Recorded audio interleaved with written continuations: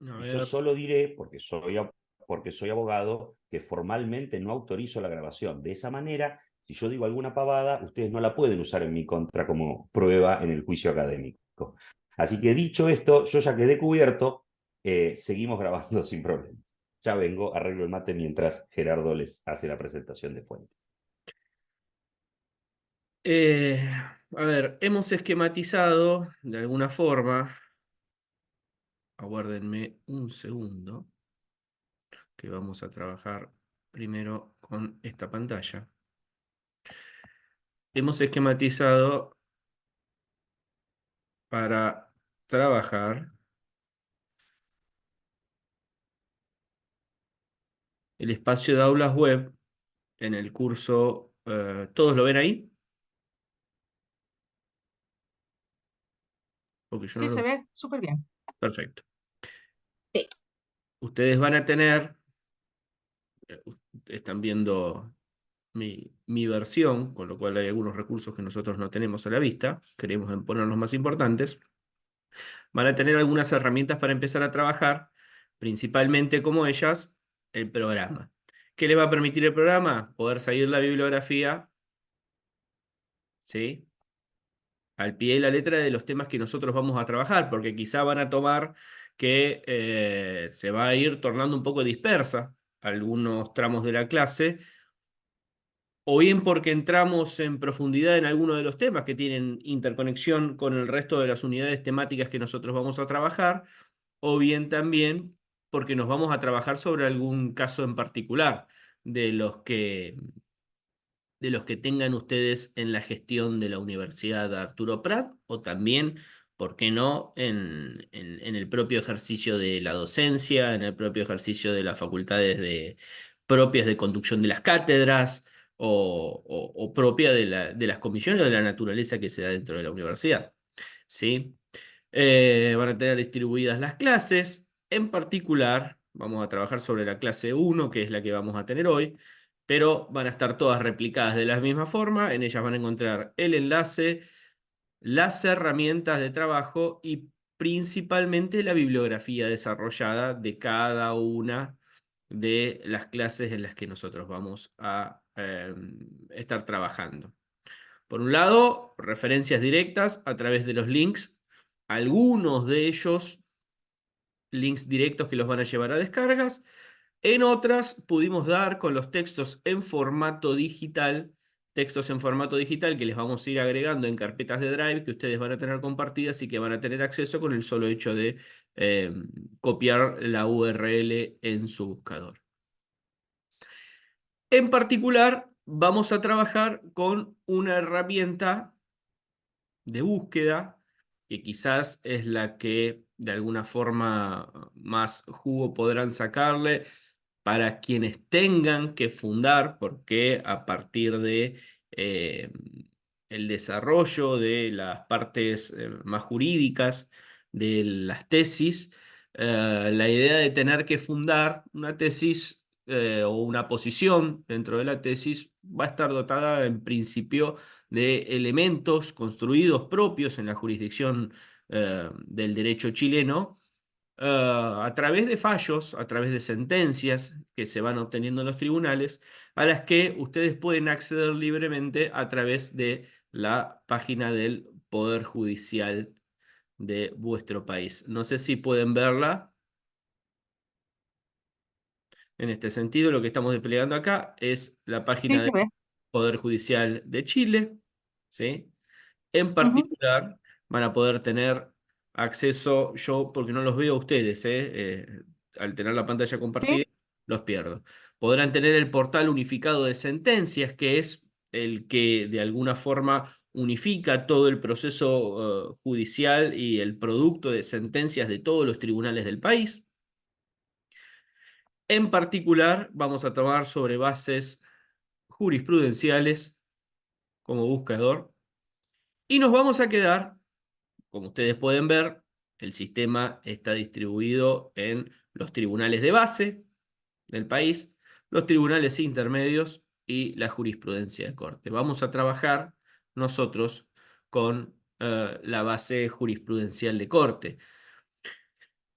En particular porque ya tienen resolución definitiva, ¿sí?, de las causas que se van tramitando en los fueros locales. Particularmente nosotros vamos a trabajar en el área administrativa. Vamos a ir agregando algunos fallos nosotros en la bibliografía que ustedes van a encontrar y que ustedes van a poder trabajar, y van a tener el fallo particularmente a su disposición para poder descargar dentro de las carpetas compartidas, pero quizá también para poder encontrar fallos particulares o sentencias relevantes de la Corte de Chile en materia de quizá los temas que ustedes están desarrollando en las tesis, van a poder encontrarlo todo en esta página, que también tienen la URL en el buscador de la clase 1, ¿sí? Pero para tener un pantallazo general, nosotros vamos a tomar uno de los fallos que vamos a usar en la primera clase, el Espacios Verdes Deportivo contra la Municipalidad de Arica, donde ustedes tienen la presentación del fallo, ¿sí?, principalmente los autos y el número de identificación de causa, perdón, que es el que les va a permitir a ustedes poder buscar, ¿sí? En la búsqueda avanzada, si ustedes tienen el fallo de base, si ustedes lo pueden consultar, si ustedes pueden acceder a estos fallos a través de los buscadores, las versiones finales o las versiones más fieles de las sentencias van a poder encontrarlas acá, como ustedes pueden ver. Vamos a buscar este en particular.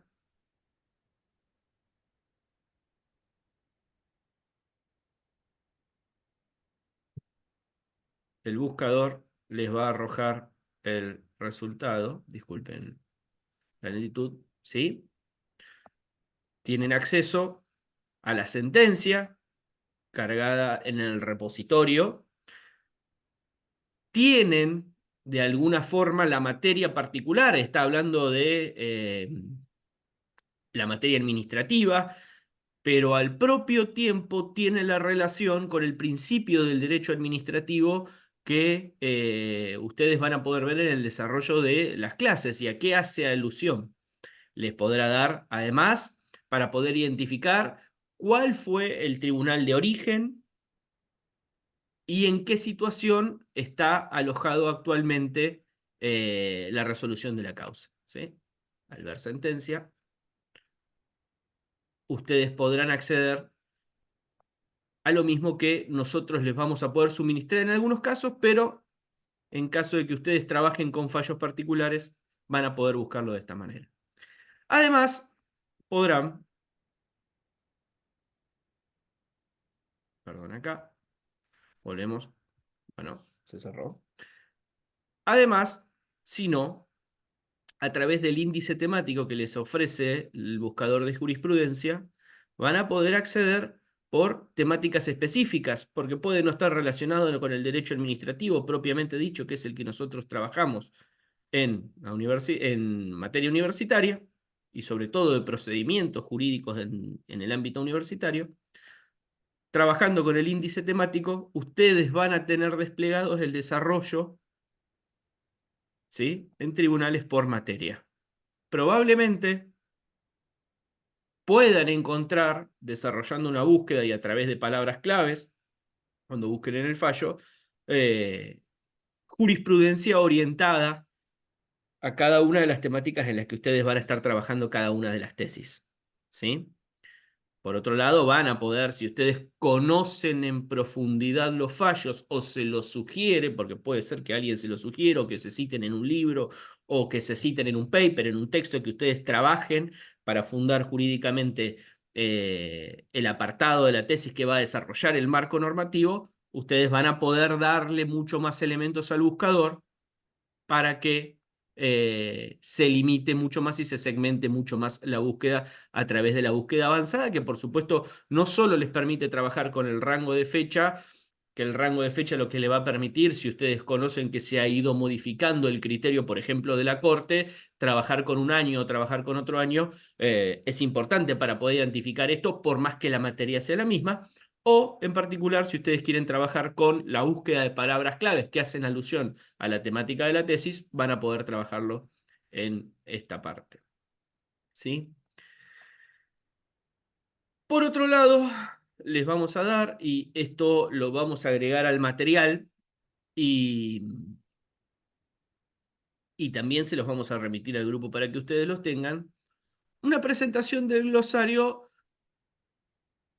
que bien tiene el Poder Judicial, la Corte chilena, para ofrecerles a ustedes, donde trabajan con algunas de las palabras que le van a facilitar mucho la búsqueda. No solo para lo que trabaja el desarrollo del cuerpo de los fallos, sino también a la hora de poder desarrollar la búsqueda avanzada, elementos para introducir la búsqueda y para poder trabajarlo. Nos parece importante que lo tengan, sobre todo porque les va a volver mucho más tangible todos los fallos que nosotros les podamos ir suministrando cuando algo no se entienda. La verdad es que está muy bien logrado y para nosotros nos parece importante que puedan trabajar con un elemento de esto.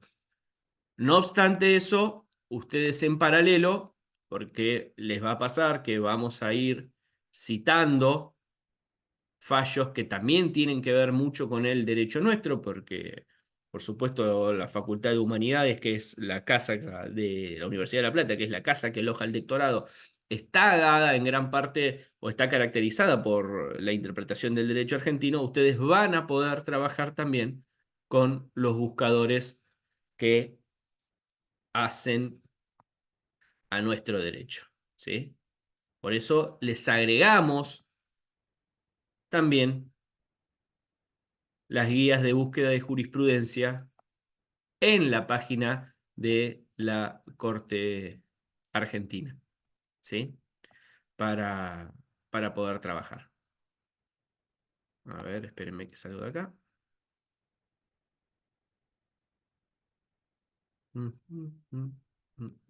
Acá está. ¿Sí? En principio, estas son las herramientas que nosotros tenemos para empezar a trabajar. Todo el material, toda la bibliografía la van a poder ir teniendo clase por clase en cada uno de los espacios destinados que se dan en las aulas web.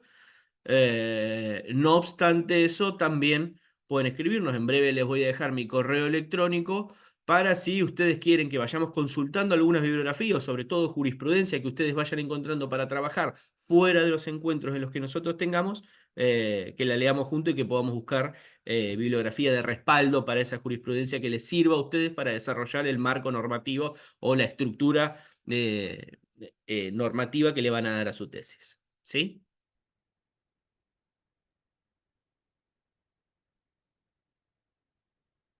Rafa.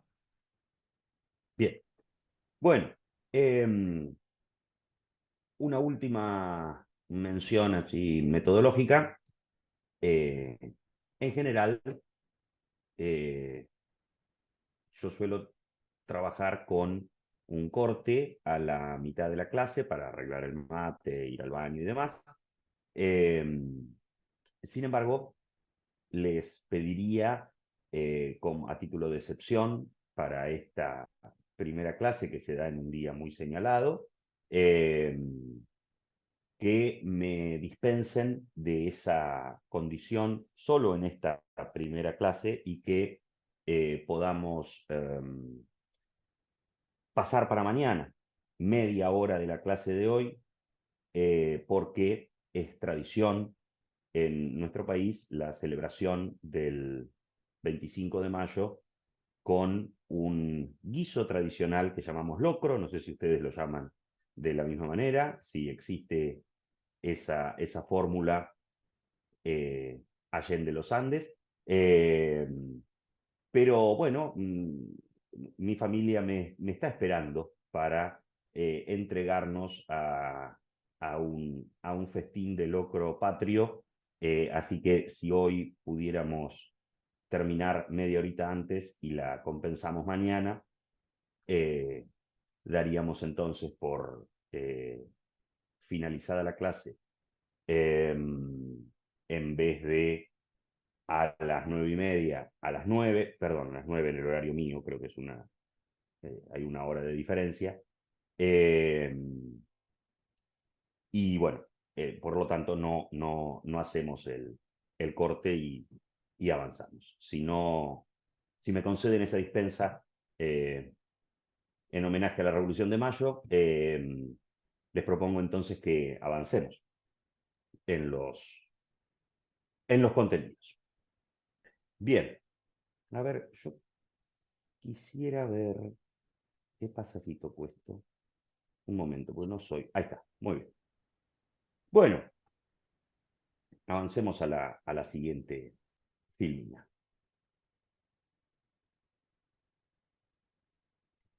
Bien. No, antes. Muchas gracias. Muchas gracias. Bueno, no hay una filmina anterior, Gerardo.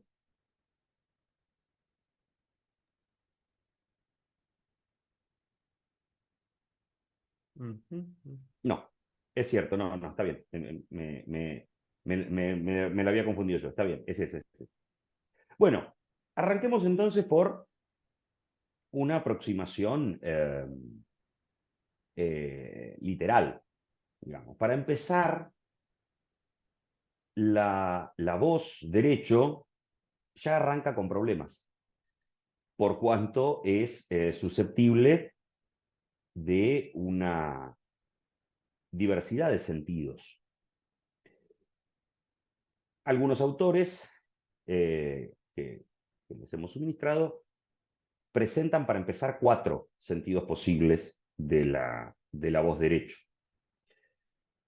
Un sentido objetivo, y allí tenemos un ejemplo, ¿no? En el derecho penal argentino ningún delito prevé como sanción la pena de muerte. Pareciera que el derecho es alguna cosa que está allí. Hay un sentido subjetivo que postula al derecho como facultad, como potencia de los particulares o de algunos particulares. Es la clásica noción del llamado derecho subjetivo, un poder atribuido a una voluntad, decía Savigny.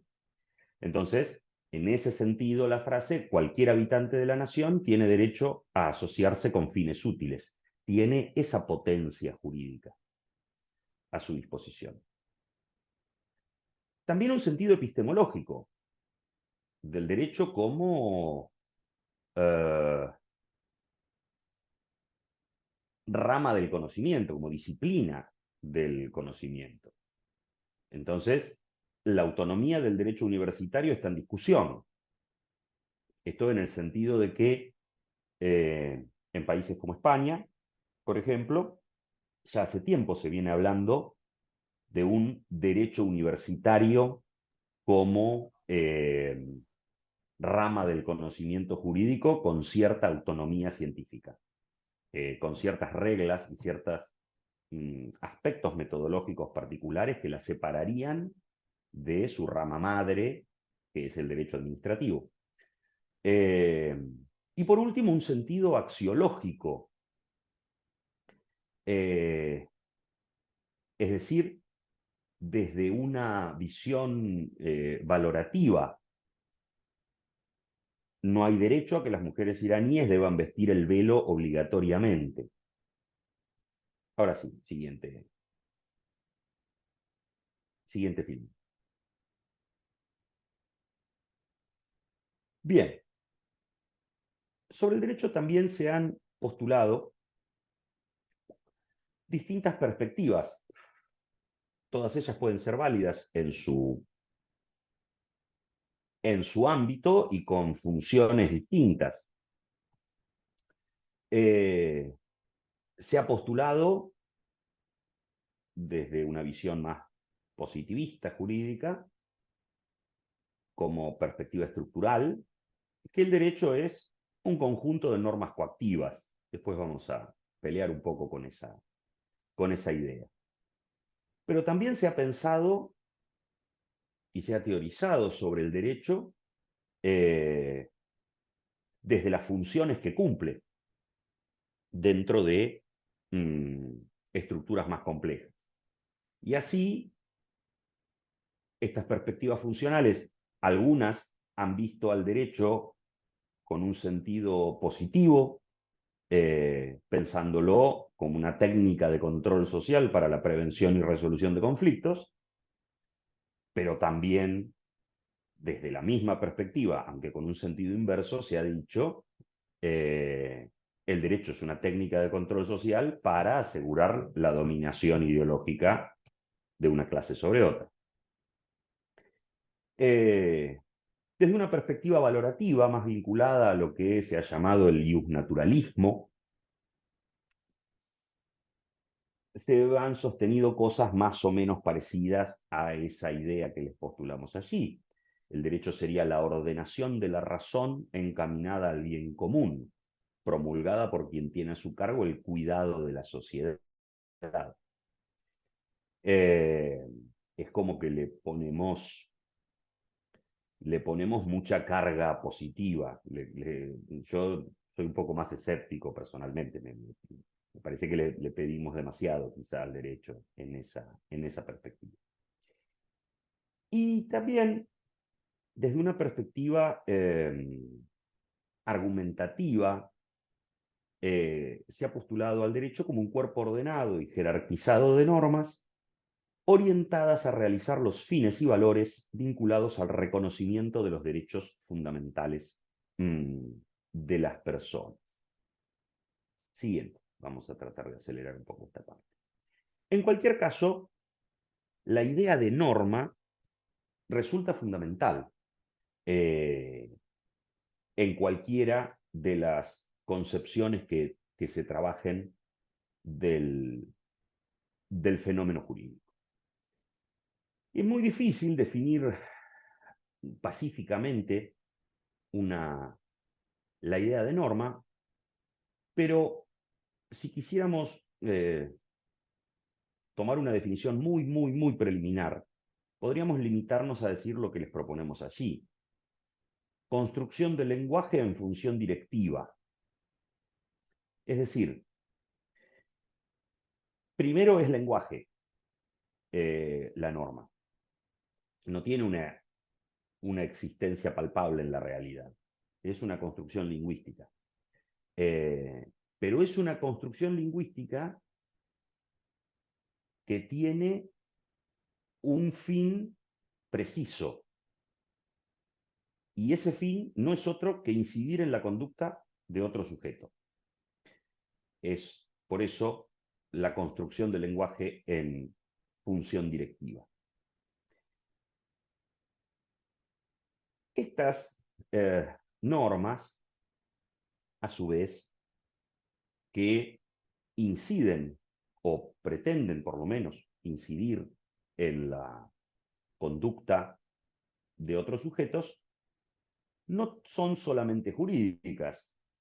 Todos sabemos que existen, bueno, acá somos todos académicos, todos sabemos la potencia, el vigor que las normas técnicas, que las normas de los distintos campos disciplinares tienen y cómo se manifiestan a veces cruelmente en las pujas propias de los campos académicos. Por supuesto, las normas morales, pero las que nos vendrían a interesar a nosotros en este seminario son las normas jurídicas.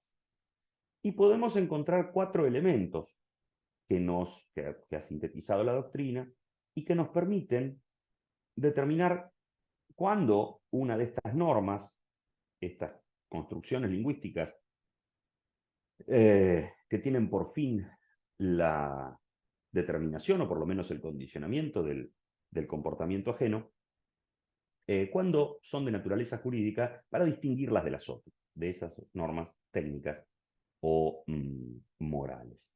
Y entonces estos 4 caracteres que se han postulado son su bilateralidad, es decir, hay una construcción de por lo menos 2 sujetos donde uno de ellos está está facultado para exigir del otro un comportamiento que se juzga obligatorio. Esto de esta idea que por ahí anda haciendo carrera por ahí de yo tengo mi propio código, bueno, podrá funcionar, y si lo toleráramos, para, para normas de otra clase, pero ciertamente no para las normas jurídicas. Bien, son además heterónomas las normas jurídicas, es decir, provienen desde afuera del sujeto obligado, no son autoimposición. Son además externas, externas en el sentido de que resulta irrelevante por completo la conformidad psicológica del sujeto. Quiero decir con esto, me tiene sin cuidado si estás de acuerdo o no con la norma. Estás obligado a cumplirla igual, es irrelevante tu conformidad. Y por último, y lo más característico, lo más importante, por lo menos desde una concepción positivista primaria del derecho, son normas coactivas. Para ser jurídicas tienen que ser coactivas. Es decir, en caso de incumplimiento habrá lugar a una sanción. No es gratis incumplirlas. Por eso se ha dicho, insisto, estamos partiendo de una visión muy elemental del positivismo jurídico desde Hans Kelsen, decía que suponen, como les presentamos allí, un juicio hipotético o condicional. Uno podría, por lo menos desde el positivismo jurídico, reducir cualquier norma a una construcción lingüística de la estructura dado A debe ser B, en donde A es una situación fáctica antecedente y B es la consecuencia jurídica. El modo más fácil de vislumbrar esta estructura normativa son las normas del derecho penal. En normas de otras materias no es tan claro, pero en las normas del derecho penal esto se ve con claridad. Ustedes saben, en los códigos penales de cualquier país suele haber una parte general y una parte especial. La parte especial de un código penal es como una especie de menú de delitos. Algún político argentino muy destacado de hace unos años decía, un código penal es como el menú de un restaurante. Es decir, si yo hago tal cosa, me cuesta tanta sanción. Y si hago tal otra, me cuesta tanta otra sanción. El ejemplo es pedagógico, pero no parece verificarse al 100% en la realidad, pero bueno, eso es un problema de los penalistas, que yo por suerte no lo soy. Lo cierto es entonces que cuando el código nos dice al que matare a otro le corresponderán 10 años de prisión, nos está diciendo, nos está revelando esa estructura hipotética. Dado A, el que matare a otro, la situación fáctica antecedente debe ser B. Podríamos encontrar ejemplos, y de hecho los encontramos fuera del derecho penal. El contrato de compraventa es aquel, habrá compraventa cuando una persona entregue a otra la propiedad de un bien a cambio de un precio en dinero. Bueno, si se verifican esas dos condiciones, entrega de la propiedad y precio en dinero, entonces quedó configurado el contrato de compraventa. El tercer elemento, perdón, volvemos para atrás, el tercer elemento de este A y B es lo fundamentalmente jurídico, que es ese vínculo de imputación. Es un nexo especialmente jurídico que une a ambos extremos, a A y a B, bajo la idea del deber ser. Esa es la imputación normativa. Ahora sí, seguimos. Este esquema tan riguroso, tan ascético de la escuela austríaca del derecho positivo, ha ido, por suerte, evolucionando para parecerse más, para describir mejor, con mayor complejidades, eh, a, al fenómeno efectivamente observable, porque si bien efectivamente en el Código Penal encontramos normas de esa estructura, la verdad es que también encontramos por el derecho muchas normas que no tienen exactamente esa estructura. Volvemos para atrás. Entonces, un jurista inglés muy importante, Hart, perdón, sí, alguien me dijo algo. Ah, no, perdón, se activó un teléfono. No, decía que se ha postulado que conviene distinguir entre normas jurídicas primarias y normas jurídicas secundarias. Normas jurídicas primarias son aquellas que están de manera directa dirigidas a regular la conducta de los sujetos, que serían más o menos estas que hemos venido trabajando, pero también hay otras clases de normas en los sistemas jurídicos. De hecho, hay normas que no se refieren a la conducta de los sujetos. Por el contrario, hay normas que se refieren a normas. Esas son las que Hart llama normas jurídicas secundarias, que pueden a su vez tener tres tipos. Las reglas de conocimiento, que son aquellas que tienen que ver con las condiciones de validez de una norma. En general, son las que vamos a encontrar en las constituciones. Bueno, será ley aquella que sobrepase adecuadamente tal procedimiento parlamentario. Si no lo sobrepasa, no es ley y por lo tanto no es válida. Las reglas de cambio, cómo se modifican las normas, o las reglas de adjudicación, quién aplica las normas. Estas últimas son particularmente interesantes para el derecho administrativo porque son aquellas que determinan la competencia de los órganos administrativos, es decir, el examen sobre qué órgano de la estructura administrativa está jurídicamente habilitado para hacer qué cosas y cuáles no. Volveremos sobre este tema en su oportunidad más adelante en el curso. Lo cierto es que la norma coactiva, para ser tal, necesita y supone previamente un Estado, y no cualquier forma de Estado. Un Estado que reivindique para sí la soberanía y el monopolio de la coacción legítima. Por lo tanto, en la concepción actual de norma, más allá de los fenómenos del derecho romano y de las peculiaridades del derecho medieval, etc., lo cierto es que la norma como la entendemos hoy y como la teorizamos hoy, casi que depende del fenómeno más bien renacentista del Estado-Nación. La norma jurídica como la comprendemos hoy. Entonces, dos palabras sobre el Estado.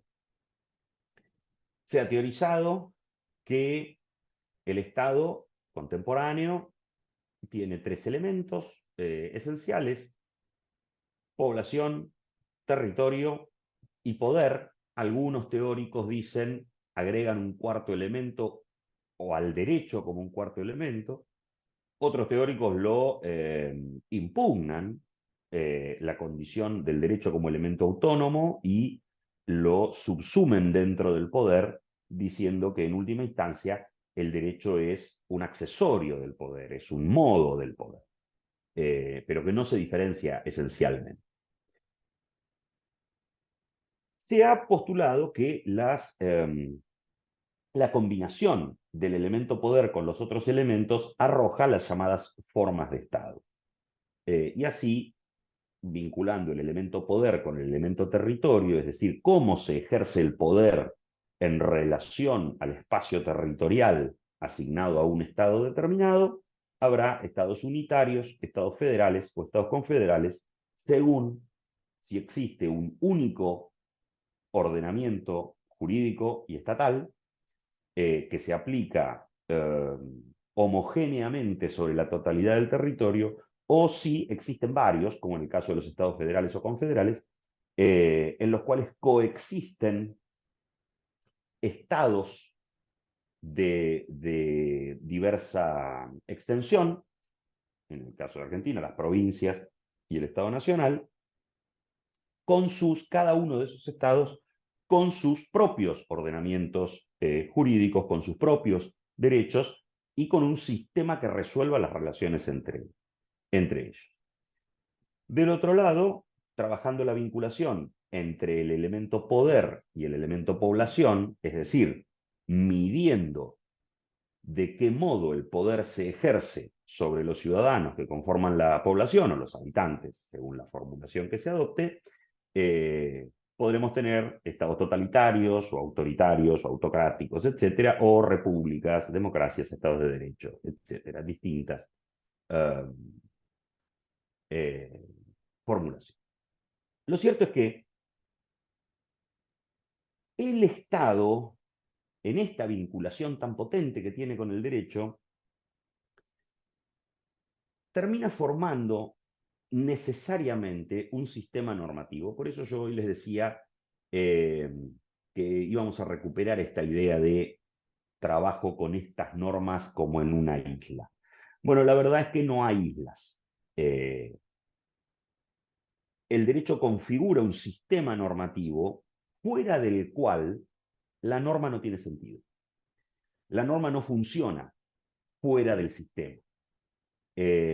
Porque el sistema es la condición de la validez, tanto formal como sustancial, de la norma. La norma jurídica, siempre jurídica, es tal porque está dentro del sistema y cumple sus reglas. Y si no, no lo es. Si no, no tiene validez.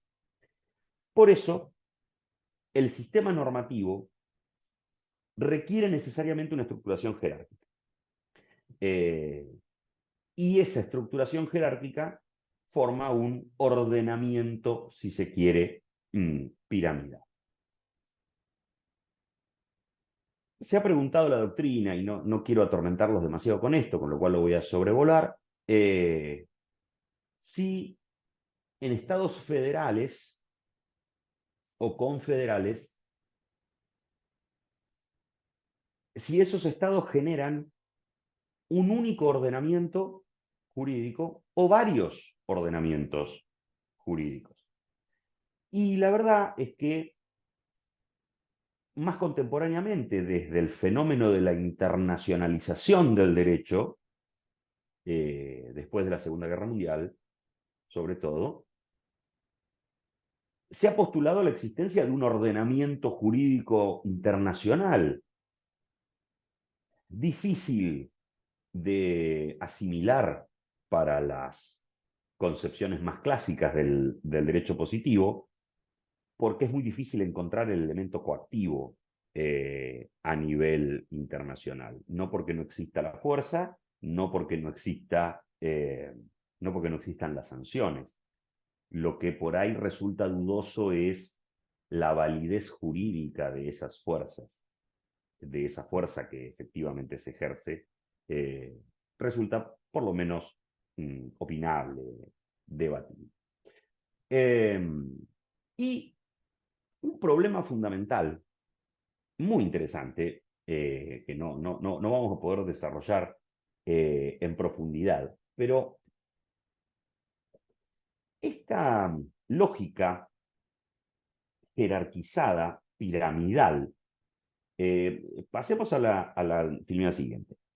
Esta lógica piramidal que acá les proponemos,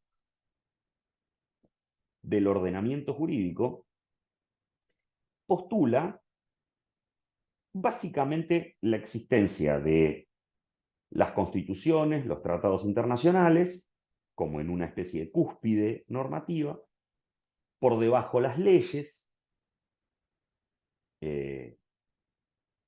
llamamos leyes para acuñar rápidamente una definición útil a aquellas normas jurídicas de observancia obligatoria dictadas por el Poder Legislativo, y por debajo de esas leyes, los llamados reglamentos o decretos. Después vamos a profundizar un poco en clases siguientes estos conceptos. Pero básicamente, lo que ustedes pueden ver acá es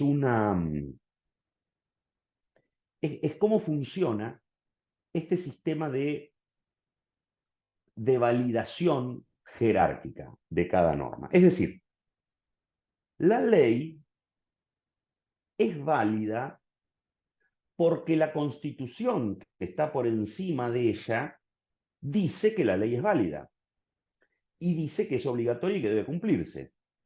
Pero a su vez, la Constitución, que es la fuente de la validez de la ley, resulta el límite de la validez de la ley, por cuanto una ley que sea parte de la Constitución será inconstitucional, será nula. Entonces, cada norma supone la condición de validez de las normas subordinadas y recibe su condición de validez de las normas superiores. Y al mismo tiempo, cada norma condiciona el ámbito de validez posible de las normas que le son subordinadas.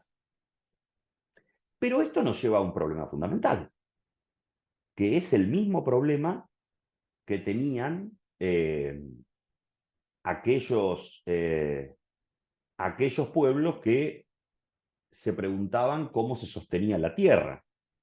Entonces empezaban a decir que estaba la tierra y abajo de la tierra había 4 tortugas que sostenían la tierra. Y a las 4 tortugas, ¿quién las sostenía? Bueno, las sostenían 2 elefantes, y a los 2 elefantes los sostenían 5 dragones, y a los 5 dragones, y así vamos empujando el problema a cada paso un poquito más lejos, pero nunca lo resolvemos, hasta que nos gana el hastío y terminamos de seguir agregando, agregando cosas que sostienen otras cosas. Pero nunca se resuelve. Nunca llegamos a la primera cosa que sostiene a las demás. Nunca llegamos, si me permiten acribillar al pobre Aristóteles, nunca llegamos al primer motor inmóvil.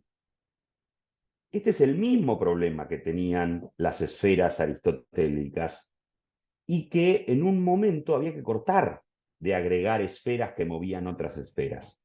¿Y qué hizo el bueno de Aristóteles? Dijo, bueno, allá arriba hay un primer motor inmóvil, una primera causa incausada. Bueno, eso que después, en esa interesantísima mixtura del aristotelismo con las tradiciones judeocristianas, se terminó transformando en Dios, en ese Dios filosófico. Entonces digo, Profesor, al derecho le pasa... Sí, perdón, adelante, adelante. es solo una anécdota, pero que es bastante interesante a Adelante. propósito de las tortugas y todo lo demás. Stephen Hawking, en una conferencia, interesante que la conferencia también era sobre el infinito, el concepto de infinito, él trató de explicar que más allá del polo norte no podía haber más que el norte. O sea, no podía haber otro norte, y que eso lo mismo se Claro. aplicaba a la infinitud del universo, que más allá de la frontera del universo no había nada más, pues así de simple. Entonces, una señora del público levanta la mano y le dice, usted está mintiendo, le dice. Y esa mentira decía que la tierra la soportaban unas tortugas. No metió más animales, solo habló de tortugas. Entonces le dijo, él le dijo, ella le dijo a él, hay una tortuga sosteniendo una tortuga, y él le dijo, y debajo de la tortuga me imagino que hay otra tortuga. Y él le dijo, exactamente, hay otra tortuga. Y le dijo, y Hawking le dijo, ¿y así hasta cuándo? Le dijo, hasta el infinito. Entonces la señora igual, hasta el infinito. La señora igual comprendía el concepto de infinito, solo que con tortugas. Con Sí, lo tortugas, siento, claro. claro, es nada que ver con la clase, pero no podía no acordarme de No, eso. todo que ver con la clase. Esa señora con sus tortugas tenía el mismo problema que Aristóteles con sus esferas celestes, y tenía el mismo problema que Kelsen con su pirámide normativa, de donde estamos robando esta pirámide que les proponemos. Porque la gran pregunta es, ¿quién sostiene a la Constitución?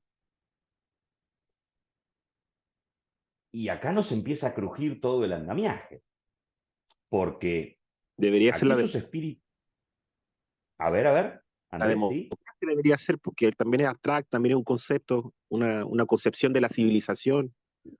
Porque si Pero vos tenés una constitución, la democracia supone un Estado de Derecho, no funciona sola, no, claro. salvo que sea la democracia de los griegos, esa democracia tan particular llena de esclavos, ¿no? Claro. Donde algunos ciudadanos se quejaban de la terrible injusticia de Atenas, que permitía que unos ciudadanos tengan más esclavos que otros.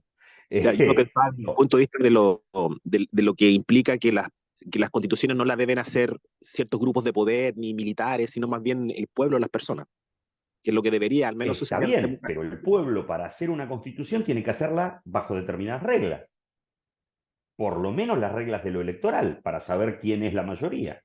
Y entonces, otra vez, estamos otra vez con las tortugas, esas reglas, ¿dónde se asientan? Entonces, hay algunos que han postulado en versiones quizá hiperrealistas, eh, versiones hiperrealistas que pueden ser peligrosas, pueden tener, pueden llevarnos a territorios peligrosos, han postulado un acto de fuerza, ¿no? Algo parecido a la figura esta de la apropiación originaria. Entonces, bueno, hay un acto de fuerza, gané la guerra. Entonces yo gané la guerra, yo fijo la Constitución y ese acto de fuerza le da validez a la Constitución. Bueno, puede ser razonable como explicación sociológica o como explicación de la historia, pero la verdad es que desde la lógica jurídica hace agua, porque la fuerza no es fuente del derecho, jurídicamente, para los positivistas que nos vienen enseñando que una norma tiene toma de la otra y demás. Entonces, ¿qué hizo Kelsen? Hans Kelsen, el padre del positivismo jurídico, que es el que nos contaba todas estas cosas. Se encontró con este problema. ¿Qué hacemos con la Constitución? ¿Quién le da valor? ¿Quién es la condición de validez de la Constitución y, por lo tanto, indirectamente, de todo el resto de la pirámide?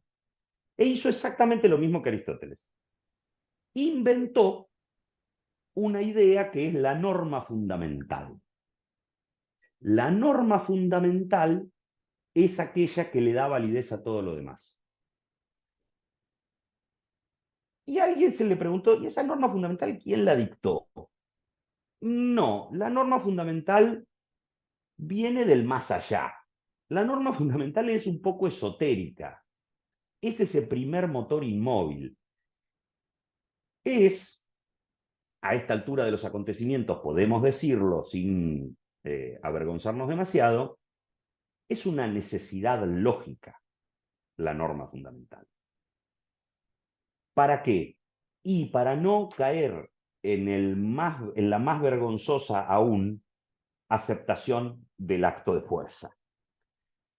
Quiero simplemente decir con esto, no quiero cargarle las tintas al pobre Kelsen, solo quiero decir con esto que todas estas construcciones funcionan sobre la base de de algunas ficciones que son fundantes del sistema jurídico. La primera de las cuales, sin la cual no funciona ningún sistema jurídico, es aquella que dice que el derecho se presume conocido por todos los ciudadanos sin admitir prueba en contrario. Bueno, yo sé que no hay ningún ciudadano que conozca la totalidad del derecho, porque primero eso es imposible, y segundo nadie lee el boletín oficial de la Nación todos los días. Sin embargo, sin esa ficción fundante del sistema, el sistema no funciona. No puede operar, se cae, se desmorona como una pirámide de naipes. Bueno, entonces, para que el sistema funcione, aceptamos esas ficciones, aunque sabemos que no son contrastables con la realidad observable. Lo mismo pasa con la norma fundamental. Es una necesidad lógica para que nuestro sistema no se desmorone. La aceptamos dogmáticamente, y estoy usando deliberadamente esa palabra a la que tanto temor le tenemos los académicos, pero la aceptamos dogmáticamente porque si no el sistema no opera. Y un mundo sin derecho es un mundo peor que un mundo con derecho. Entonces, para que el derecho funcione, necesitamos esas ciertas ficciones. La norma fundamental no es más que una de ellas. Pero todo este sistema del positivismo jurídico empezó a mostrar sus insuficiencias. Porque entendemos, aceptamos y hace bien que lo hagamos, que no solo de normas positivas, es decir, de normas escritas sancionadas por las legislaturas, está hecho el ordenamiento jurídico. Además de las normas positivas, hay normas que derivan de la jurisprudencia, es decir, de aquella, si se me permite el término, sedimentación progresiva de decisiones de los tribunales sobre algunos asuntos que van formando derecho también. Derecho que no está escrito en las leyes, pero que los tribunales, cuando van resolviendo casos, van creando merced a sus ejercicios interpretativos de la ley escrita. Por lo tanto, ya nos aparece la segunda fuente clásica del derecho. La primera, por supuesto, es la norma positiva, pero después la jurisprudencia. Entonces, y después la doctrina de los autores. Bueno, ¿qué han dicho los teóricos del derecho sobre cómo debe aplicarse tal norma? ¿Sobre qué principios iluminan a tal otra?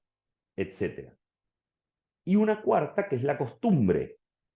Bueno, ¿cómo se aplica efectivamente en este medio y en este tiempo este sistema jurídico? Por lo tanto, allí tienen 4 fuentes clásicas del derecho.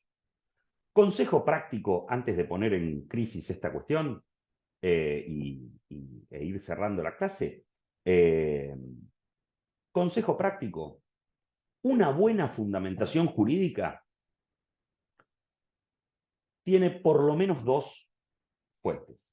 Usa por lo menos 2 de estas fuentes. ¿Qué quiero decir? Cerremos Gerard, ¿podemos cerrar la filmina y volver a las caras? Que quiero ver las caras. Entonces, ustedes se van a encontrar con su tesis con algún asunto que les requiera un razonamiento jurídico. Se van a encontrar con una norma que regule un tema que ustedes están estudiando y van a tener que decir, en función de esta norma, es obligatorio hacer tal cosa. Bueno, eso que es un razonamiento jurídico, el mejor modo de fundarlo es, por supuesto, arrancar por la ley. Por supuesto, arrancar por la norma positiva, sea la Constitución, sea un tratado internacional, sea una ley, sea un decreto.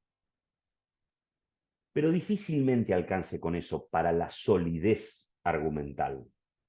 Además de señalar qué es lo que ha dicho la norma positiva, tenemos necesidad de agregar, bueno, ¿cómo trataron los tribunales esta cuestión? ¿Algún caso, algún ejemplo? ¿Qué ha dicho la Corte? ¿Qué han dicho las Cortes sobre esto? Y mucho mejor todavía si además encontramos un texto de doctrina donde los autores hayan reflexionado sobre esta cuestión.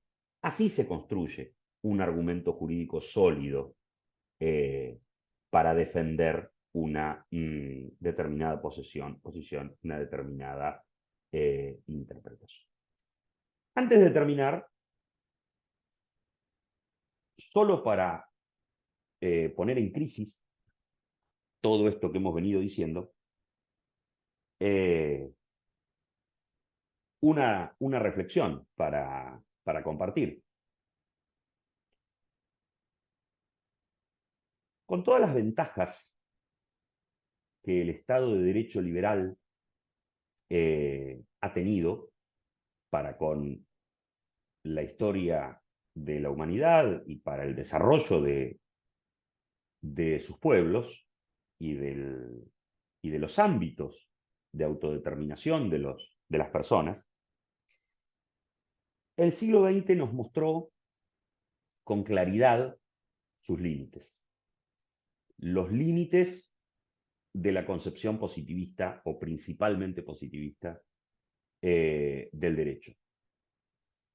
Y todos esos límites se nos pusieron en crisis y en buena medida se nos derrumbaron cuando nos enfrentamos al Holocausto. Porque la verdad es que toda esa terrible tragedia de la humanidad, o buena parte de esa terrible tragedia de la humanidad, se ejecutó en cumplimiento de las normas jurídicas vigentes, formalmente vigentes en esos estados.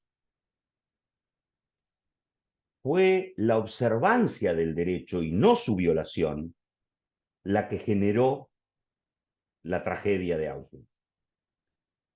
Entonces, es muy interesante ver cómo ese tocar fondo de la humanidad, que fue la Segunda Guerra Mundial, postuló la insuficiencia de esto. Y se vio con toda claridad en los juicios de Nuremberg. Allí donde se trajo a juzgamiento a personas que habían cumplido la ley. Porque quedarnos con el solo positivismo jurídico, quedarnos solamente con esa pirámide ascética donde uno cumple la ley de arriba, de arriba y de arriba, nos puede llevar a esa banalidad del mal que nos describía Hannah Arendt. Entonces, solo por considerar que hoy es viernes, si alguno es cinéfilo y anda con tiempo, les hago una recomendación de una hermosa película que no encontré lamentablemente en YouTube en formato libre para pasarles, pero si la encuentran en alguna plataforma o si saben cómo descargar películas piratas, borren eso de la grabación, por favor. Hay una película fabulosa con Spencer Tracy, Burt Lancaster y Marlene Dietrich sobre los juicios de Nuremberg, que se llama Nuremberg, que cuenta uno de los últimos juicios de Nuremberg antes de que la situación política de la incipiente Guerra Fría cambiara e hiciera aplacar el impulso por esos juicios, donde justamente uno de los juzgados, de todos los acusados, son jueces. Jueces del Tercer Reich que aplicaban acríticamente las leyes raciales del nazismo. Y esos jueces, Burt Lancaster, en una excelente actuación, el principal, son los acusados por haber hecho eso, por haber aplicado la ley positiva. Interesantísima película que pone de manifiesto. ¿Cómo se llama la película? Se llama Nuremberg o Los juicios de Nuremberg, algo así. Creo que es del año 61. Bueno, si tienen ocasión de verla, disfrútenla y por ahí eso los ayuda a pensar un poco en Kelsen y en el positivismo jurídico, y así habré logrado mi cometido, que es arruinarles la vida para siempre, porque si uno está viendo una película y se pone a pensar en Hans Kelsen, es que ya está contagiado de la patología que yo sufro. Si tienen alguna pregunta, alguna cuestión a la que quieran que me refiera, tomen la palabra con libertad. Me gustaría, una pregunta que tengo hace muchísimos años atrás, cuando tuve la posibilidad de vivir en la Argentina, una de las cosas que tuve que hacer fue la reválida del título secundario y a su vez estudiar instrucción cívica. Y me llamó muchísimo la atención el preámbulo de la Constitución, cosa que en Chile, la actual que nos rige desde el año 80 creo, no sale nada de un preámbulo. ¿Cuál es el objetivo, el espíritu de ese preámbulo? Interesantísima pregunta que se han hecho los constitucionalistas hasta el día de hoy. El preámbulo de nuestra Constitución ha sido en en su formulación originaria de 1853, una exposición de motivos. Ha sido la declaración de los objetivos del constituyente. Y es más, hasta tiene ese formato casi declarado. Yo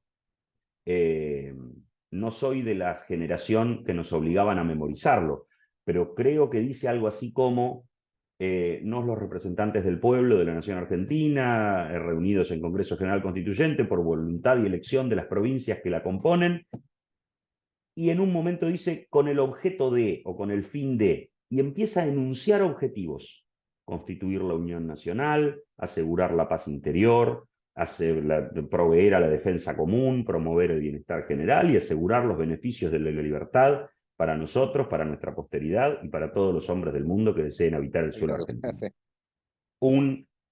Una bellísima y avanzada para 1853 exposición de motivos. No tiene el valor de una norma jurídica positiva. Para Kelsen no vale nada, no valdría nada. Pero la verdad es que la Corte ha dicho varias veces que es una guía de interpretación. Es decir, mañana, cuando completemos los contenidos de hoy y trabajemos herramientas de interpretación normativa, vamos a ver que a veces es necesario apartarse del sentido literal de las palabras con que está construida una norma jurídica. Bueno, a veces la guía hacia dónde tenemos que llevar el sentido de esas palabras proviene de lo que se llama el espíritu de la ley. Bueno, tuvo la visión, el constituyente histórico de 1853, de decirnos expresamente para qué estaba haciendo una constitución. Entonces, ante una duda de interpretación, bueno, el constituyente quiso que la norma sea para todos los hombres del mundo que deseen habitar el suelo argentino. Quiso afianzar la justicia. Bueno, esos son los sentidos de nuestra Constitución, y muchas veces la Corte los ha usado como guía de interpretación o para colmar huecos o lagunas del sistema jurídico. Muchísimas gracias, interesantísimo. Por favor, por favor. ¿Alguna más? Yo tengo una pregunta, pero bastante más. Adelante. El programa dice que el sábado tenemos clases a las 10. Pero nosotros, no sé si eso se refiere a la hora argentina, porque hasta ahora llevábamos las clases los sábados a las 9. Se refiere Sí, las 9 de ustedes son las 10 nuestras, me parece. ¿No es cierto, Gerard? A ver. Ujú. Sí, de hecho les vamos a Bien. confesar una infidencia, que es que nosotros nos sentamos acá a las 6 de la tarde, hora argentina. Y Claro. asustados porque después de 15 minutos ninguno Nadie se presentaba, presentaba. analizamos la conversación del grupo y pudimos advertir que estamos con un desfasaje de 1 hora. Con lo cual sí, está planteada para las 10 hora argentina, 9 hora de ustedes. Perfecto, gracias. Bueno, Bueno, sin más, nos vemos mañana, que tengan buenas noches y mañana retomamos en donde me quedamos. voy a comer mi locro patriótico. Nos Lo disfruten. vemos mañana.